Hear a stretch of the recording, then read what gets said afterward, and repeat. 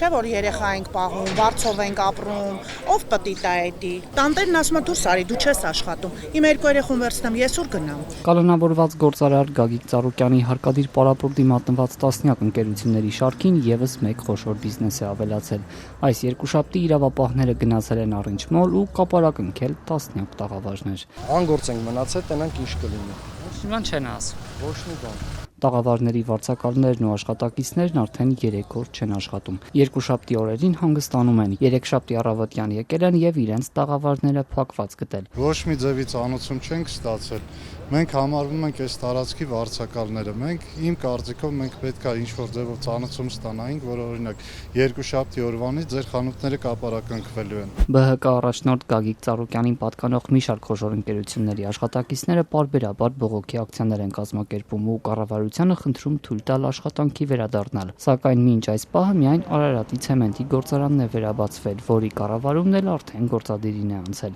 Մինչ այս երկուշաբթի Orange Mall-ի տնտեսվարողները սովորական աշխատանքային հունի մեջ էին, նրանց աշխատանքը չէին դադարեցրել։ Այժմ նույն պահանջներով նաև նրանք են ցույցի դուրս եկել։ Մեր խնդրանքն է, որ մեր խանութները բացվի, մենք վերադառնանք մեր բնականոն աշխատանքին,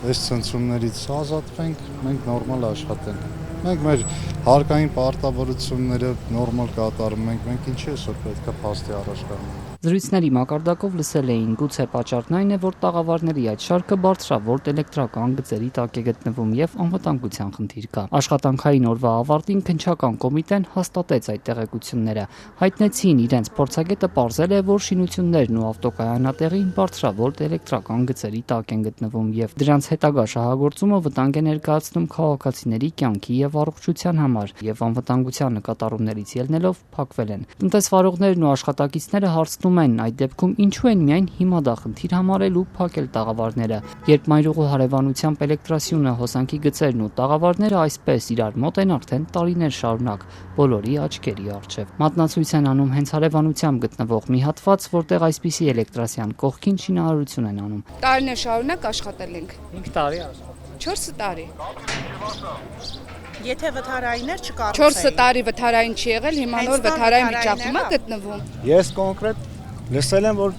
այդ են մահանաբռնում։ Հիմա այդ կլինի, թե մյուսը կլինի, ամեն դեպքում ամենակարևորն է բացեն, ժողովուրդը աշխատեն, սաղս է հարցեր ունենք լուծելու, ընտանիք ենք պահում ու լիքը բաներ կան։ Քաղաքաշինության եւ հրդեհային անվտանգության տեսչական մարմնից հայտնեցին, իրենք այս որոշման հետ առնչություն չունեն։ Սուրմալուի ողբերգական պայթյունից հետո իրենք մոտ 2 տարի առաջ նաեւ Orange Mall-ում են ստուգումներ արել, խախտումներ գտել։ Գործունեությունը դադարեցրել են, ինչից հետո դրանք վերացվել են ու առևտրի կենտրոնը դարձյալ բացել է դռները։ Մինչ այդ կենցաղային հարցեր են առաջանում։ Մարդիկ անձնագիր ավտոմեքենայի բանալի են ներսում թողել։ Ինչ պետք է անեն։ Վարորդական իրավունքներից ներսը չեմ կարող մեքենա քշել ու ունեցա որ պետք է մեքենա քշել։ Անձնական իրեր ունեմ խանութում, մեքենա ունեմ, որի բանալիները խանութում, անձնագիրս խանութում է։ Ես այդ հարցով եմ դիմել քննչական կոմիտե, ինձ ասել են, որ պետքա դիմում գրես, դիմումը քննարկվի։ Մինչ տնօրինությունը, վարձակալներն ու աշխատակիցները խնդրում են բացել տաղավարները, դժգոհում են նաև առևտուր անելու համար Orange Mall եկած քաղաքացիները։ Սովորական աժիոտաժի փոխարեն նրանք փակ դարպասներ տեսան։ Խանութների համեմատ միանշանակ շատ հարմար է։ Ինչ եք հիմնականում առնում։ Ամեն ինչ։